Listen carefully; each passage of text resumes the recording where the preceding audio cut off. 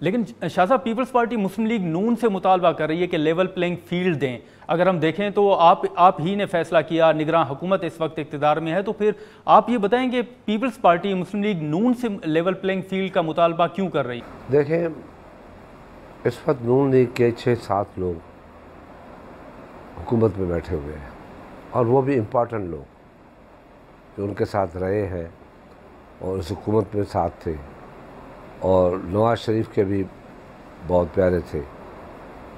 जब वो इक़्तिदार में आया है तो उसके बाद हमने कहना शुरू किया कि जी तो मुस्लिम लीग की हुकूमत है, तो मुतालबा तो उनसे किया जाता है ना जो हुकूमत में हों।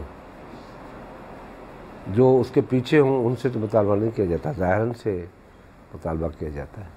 तो हमने तो उनसे मुतालबा किया, सही किया, और आज भी हम ये चाहते हैं कि अच्छे माहौल में इलेक्शन हो। हम लड़ना नहीं चाहते, कभी भी आसिफ अली जरदारी की सियासत लड़ाई वाली नहीं रही है।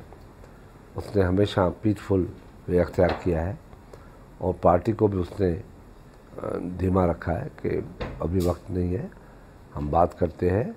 बात अगर नहीं बनती तो फिर हम नया एक्शन भी उठा सकते हैं, आगे भी बढ़ सकते हैं। आगे भी सियासत पड़ी है, बोलने के लिए, कहने के लिए बहुत कुछ है, बहुत कुछ बोल सकते हैं, मगर अभी वक्त नहीं है।